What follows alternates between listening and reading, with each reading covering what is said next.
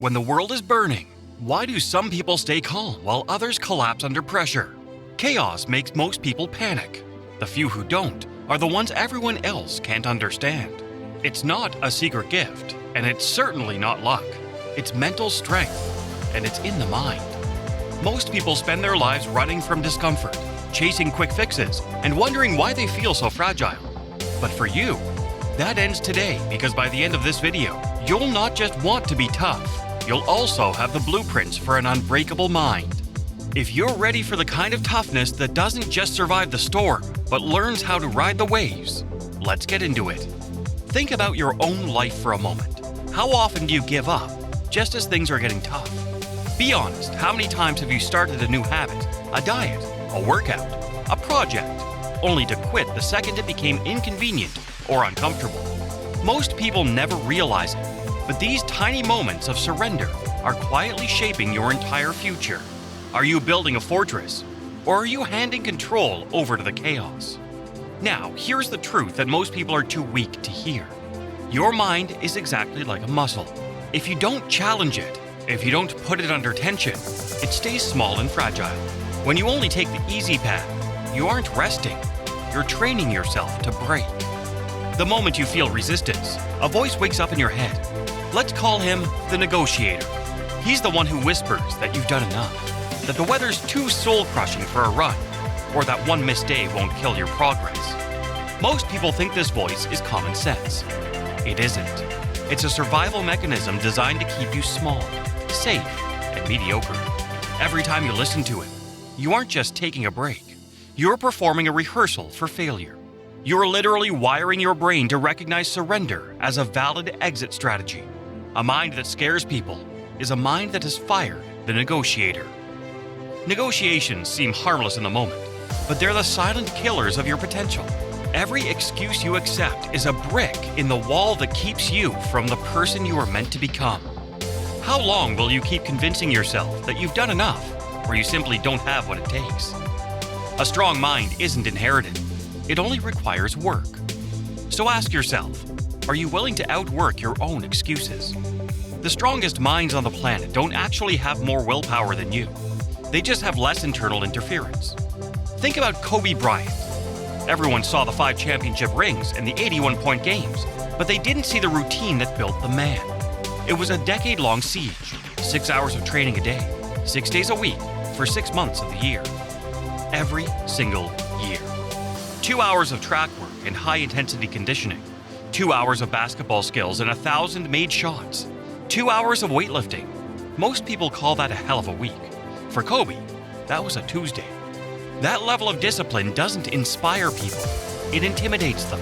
He would be in the gym at 4 a.m., finishing a full session before his teammates even opened their eyes. By the time they showed up for practice, he was already on his second workout. When you operate at that level of volume, skipping isn't even an option in your head. It's a non-negotiable law.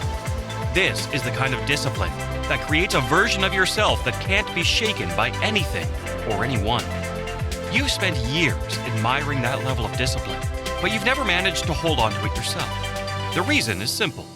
You've been fighting the wrong war. You think you need more willpower, but you actually need a total system reboot. Extreme consistency doesn't just change your schedule, it rewires your identity. When you show up every single day, you're casting a vote for the person you want to become. This is the ripple effect. That discipline you build in the gym or in the early hours of the morning eventually spills over into your career, your relationships, and your self-worth. You stop being someone who tries, and you become someone who does. You move from a state of constant mental friction to a state of unstoppable momentum, where every action you take propels you toward a version of yourself that's fundamentally different from the one that started. You've burned the bridges to your old excuses. So now it's time to stop watching and start doing. Here's the exact 5-part system for installing a mind that scares people. Step 1 is the definition shift. Building a strong mind starts with how you label struggle. You must stop seeing resistance as a roadblock and instead view every setback as part of the training to forge real strength. The mentally tough look at a crisis and smile, because they know it's the only time they get to see what they're actually made of. That smile is what scares people. The realization that you actually enjoy the pressure. For step 2, we have the stop list. Before you can build anything substantial, you have to eliminate the 3 momentum killers that keep you weak. The first one is to stop complaining. Real strength is silent. When you whine, you're announcing that you've lost control of your environment. Number 2, a mind that scares people doesn't seek validation. If you're constantly justifying your choices to others, you're still their prisoner. Let your results do the talking. The third and final part of this list is to stop making excuses. The second you blame your circumstances or other people, you hand over your power. You must realize that you always have a choice, and it's time to take that power back. Step 3 covers the 3 specific daily habits required to build an unbreakable mind. The first habit is the cold shower. You do this to face discomfort head-on the moment you open your eyes, killing the negotiator in your head before the day even begins. Number 2 on the list of habits is regular exercise. A weak body breeds a weak mind, and pushing through physical pain builds the resilience you need for every other mental challenge you'll face. The third habit is meditation, or intentional stillness. 10 minutes of silence daily trains your brain to stay calm and focused when the world around you is in chaos. Step 4. Master the reaction gap. When you're triggered by stress, anger, or fear, your brain naturally wants to react impulsively and give away your control. You have to train yourself to use a 5-second pause.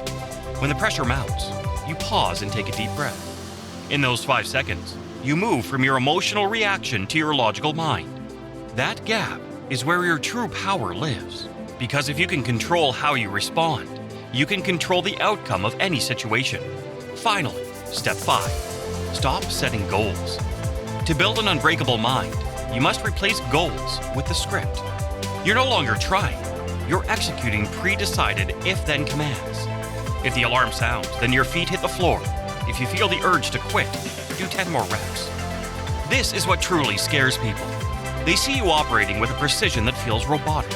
While others are exhausted by the friction of making decisions, you are simply following the code you wrote in your quietest hours. You haven't just built a strong mind. You've built a system that's no longer up for debate. When you apply these steps, you don't just change your habits. You kill your old self. People will start to ask if you're okay because you don't join in on the complaining anymore. They'll call you obsessed because you no longer value their version of comfort. Let them. A lion doesn't lose sleep over the opinion of sheep, and a mind this strong doesn't seek permission to exist. You're moving from the audience of life to the architect of it. Here's your first test. I'm challenging you to identify the one thing you've been negotiating with all week. Maybe it's a difficult conversation, a workout, or a project you're scared to start. You have 24 hours to execute it. No debate, no waiting for the right move. Just cold, robotic execution. Your challenge isn't to do something big tomorrow. It's to do exactly what you said you would do, with zero internal commentary. If you're ready to let your actions speak for you, let us know in the comments. It's time to stop being a spectator of your potential and start being the authority of your life. I'll see you in the next one.